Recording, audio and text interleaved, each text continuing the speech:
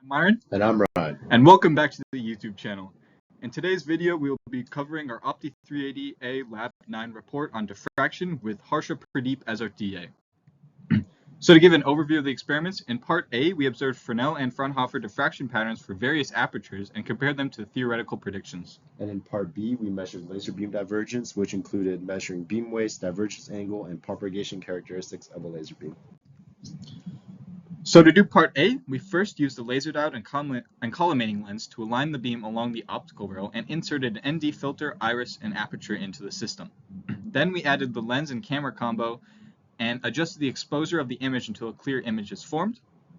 Finally, we inserted a single slit aperture and recorded images of the aperture, Fraunhofer pattern, and 3 images between them. And we repeated this for a double slit, triangle, square, and circular apertures. And for the circular aperture, we compared the measured area pattern with the theoretical intensity. So here's our images for the single slit, and with the transitional images on the right-hand side. And here are the aperture and Fraunhofer images of a double slit, triangle, and rectangle.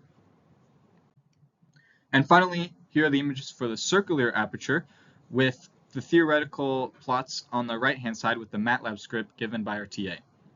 And so going into Part B, here we aligned a helium neon laser along an optical rail and used a beam profiler to record the beam width using 10 positions along the propagation axis.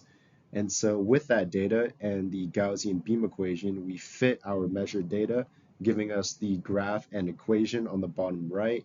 And using the coefficients from that equation, we found the beam waist diameter, beam divergence, and the numerical aperture. And so the results of our data included a beam waist diameter of 2,516 microns, beam divergence of 0.0092 degrees, and a numerical aperture of 1.6 times 10 to the negative 4.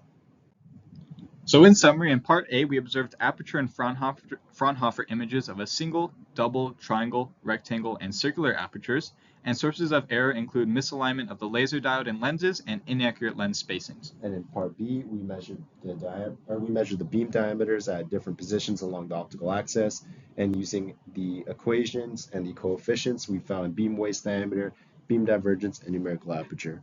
And some sources of error include misalignment of the beam, the fitting uncertainty, or errors of measurements from the beam profiler readings. Thank you guys so much for watching, and remember to subscribe as we have a goal of reaching 200 subscribers by the end of the semester. Thank you.